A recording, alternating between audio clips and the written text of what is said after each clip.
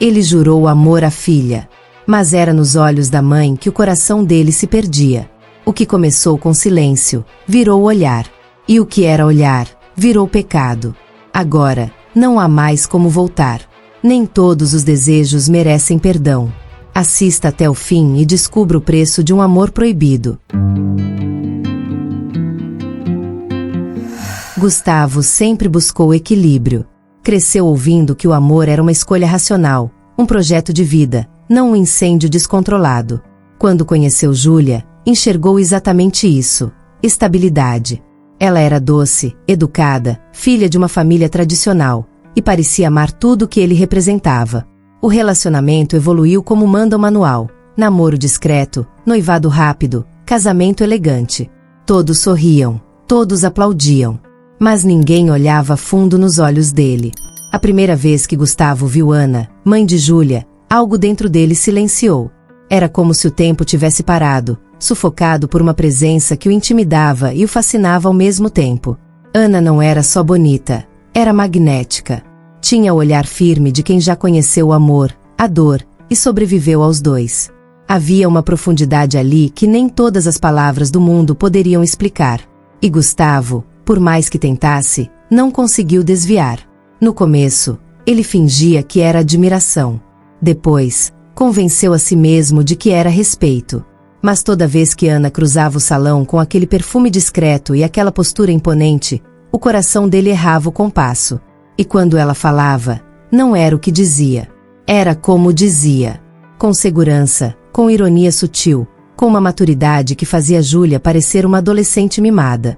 Nos primeiros meses após o casamento, Ana começou a frequentar a casa do casal com mais frequência.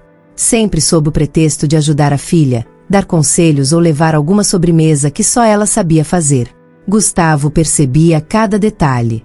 O jeito que ela se aproximava dele na cozinha. As conversas prolongadas no fim da noite, quando Júlia já estava dormindo. Os olhares que demoravam um segundo a mais do que deveriam. E o pior, ele correspondia. Mesmo sem dizer uma palavra, mesmo sem tocar, havia algo nos silêncios que gritava. A culpa começou a corroer. Gustavo tentava se afastar, mas o desejo era uma sombra que o seguia. Às vezes, bastava ouvir a voz de Ana no telefone para sentir o estômago revirar. Era errado. Era absurdo. Mas não passava. E por mais que lutasse, uma parte dele queria se perder naquilo. Numa tarde chuvosa, Ana apareceu sozinha, sem avisar. Disse que precisava conversar. Júlia estava viajando com as amigas. A casa estava vazia. O clima, denso. Eles sentaram na sala, com a televisão desligada e a chuva batendo forte nos vidros. Ana falava sobre coisas simples, lembranças, juventude, casamento. Mas havia algo por trás. Um convite mudo. Um campo minado prestes a explodir. E quando os olhos dela encontraram os dele, não havia mais espaço para mentira. A partir dali, nada seria como antes. Gustavo não dormiu naquela noite. A presença de Ana ainda pairava no ar como um perfume invisível e pesado. Ele andava pela casa em silêncio, tocando os objetos como se procurasse um ponto de apoio, mas tudo parecia frágil demais. Na sala, ainda sentia o calor do corpo dela no estofado do sofá. No espelho, via a própria imagem se desfazer em culpa e desejo. Nada aconteceu. Mas tudo aconteceu. Era como se o mundo dele tivesse rachado, e o abismo agora estivesse dentro. Quando Júlia voltou de viagem, trouxe na bagagem sorrisos, fotos com amigas e a doçura habitual. Mas Gustavo já não enxergava mais a mesma mulher. Tentava se envolver, fingia interesse, sorria nos momentos certos. Mas tudo soava distante. Os beijos pareciam repetição, os toques viraram protocolo. O corpo estava ali, mas a alma vagava num lugar que ele não podia confessar a ninguém. Ana passou a evitar a casa por algumas semanas. Talvez por medo, talvez por prudência.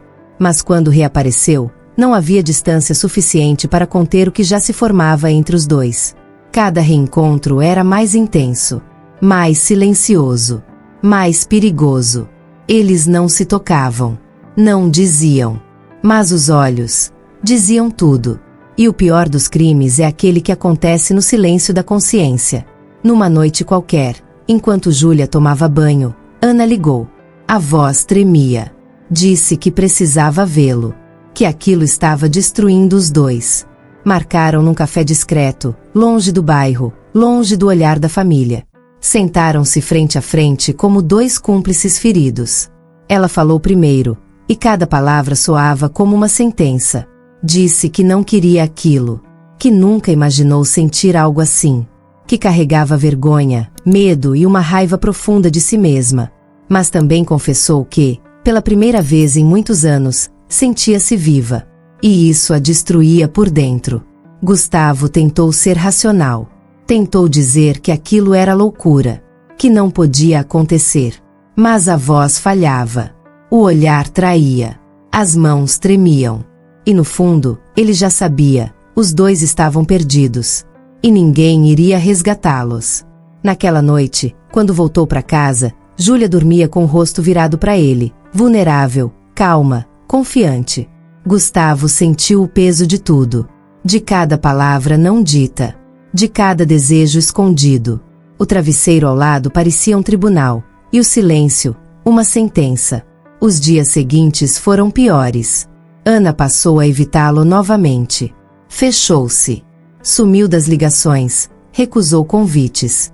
Júlia começou a perceber o distanciamento do marido. Perguntava o tempo todo se ele estava bem, se havia algo errado. Gustavo mentia, como todo homem encurralado. Mas sua alma já não sabia mais fingir. Até que um domingo, durante um almoço em família, Júlia foi atender uma ligação no andar de cima. Gustavo ficou sozinho na cozinha, lavando louça. Ana entrou. Os dois evitaram se olhar, mas o silêncio era insuportável. Quando ele virou para alcançá-la um copo, os dedos se tocaram. Foi apenas um segundo. Um toque. Mas naquele instante, os olhos se cruzaram. E tudo desabou. Ana afastou a mão como se tivesse encostado no próprio inferno. Saiu da cozinha sem dizer nada. Mas o olhar dela era um pedido de socorro. Ou talvez, de rendição. A linha entre o certo e o inaceitável estava quase invisível. E o abismo, cada vez mais próximo. Gustavo já não reconhecia mais a própria vida. Cada passo parecia falso. Cada gesto, um teatro. E no centro de tudo, a verdade que ele tentava esconder até de si mesmo. Não era apenas um desejo passageiro. Era algo mais profundo, mais cruel. O tipo de sentimento que nasce da ausência, da carência, do que faltou por anos. E quando vem, destrói tudo ao redor. Ana parou de aparecer. Sumiu. Júlia achou estranho. Perguntou se a mãe estava magoada por algo. Gustavo balançou a cabeça, disfarçando. Mas por dentro, implodia. Tentou seguir com a rotina. Tentou resgatar o amor pela esposa, lembrando das razões que o fizeram escolhê-la. Mas bastava fechar os olhos para ver outro rosto. E isso o matava em silêncio. Sem resistir, foi até a casa de Ana. Não avisou. Não planejou. Apenas foi. Ela abriu a porta com surpresa, mas não com susto. Era como se soubesse que aquele momento chegaria. Não houve discussão. Nem palavras. Só o silêncio. O mesmo silêncio que os acompanhava há meses. Gustavo entrou. Sentou-se. Ana permaneceu de pé, os olhos marejados. Ele disse que não aguentava mais. Que a ausência dela era como um veneno que o corroía aos poucos. Ela chorou. Disse que aquilo era errado, feio, imperdoável. Mas também confessou que, no fundo, desejava tudo aquilo desde o início. E então aconteceu. O que deveria ter sido evitado. O que jamais poderia ser contado. A linha foi cruzada. O segredo selado. Quando Gustavo saiu daquela casa, não era mais o mesmo homem. Nem Ana. A mesma mulher.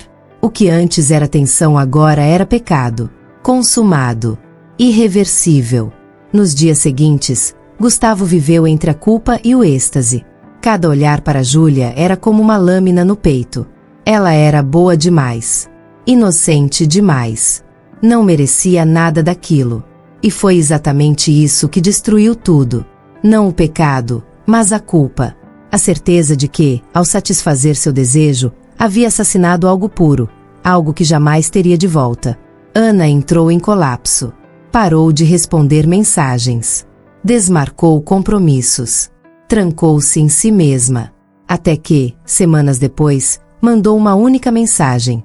Acabou. Nunca mais me procure. Gustavo entendeu. Era o fim da ilusão, do delírio, e talvez, da parte dele que ainda sonhava. Mas o destino, irônico como sempre, não deixa segredos enterrados por muito tempo. Numa tarde qualquer, Júlia encontrou uma carta esquecida dentro de um livro antigo. A letra era da mãe. Palavras intensas, íntimas e inconfundíveis. Ela leu em silêncio. 1, 2, 10 vezes. O coração acelerado. As mãos geladas. A cabeça negando o que os olhos viam. Naquela noite, ela esperou Gustavo chegar. Estava sentada à mesa, com a carta aberta. Os olhos cheios de dor. Não gritou. Não chorou. Apenas perguntou: é verdade? Ele não respondeu. Não precisava. O silêncio dele era a confissão mais cruel de todas. Júlia foi embora naquela mesma noite. Sem malas. Sem despedidas. Apenas levou consigo o que restava: a dignidade e a dor. Ana, por sua vez, vendeu a casa e sumiu da cidade. Gustavo ficou. Com a culpa. Com os fantasmas. Com os olhares de quem nunca soube o que aconteceu, mas sempre desconfiou. Porque no fim, não existem amores proibidos sem consequências. E nenhum desejo vale o preço de destruir 2 gerações. Algumas escolhas nos marcam para sempre. Mas até das dores mais profundas nascem caminhos de renascimento. O passado pode ferir, mas nunca define quem somos. A vida cobra caro, mas também oferece recomeços. E só quem encara a própria verdade é capaz de seguir em frente, mais forte. Se essa história te tocou, assista agora a outro relato intenso aqui do canal Reflexos da História. Porque a verdade sempre encontra uma forma de vir à tona.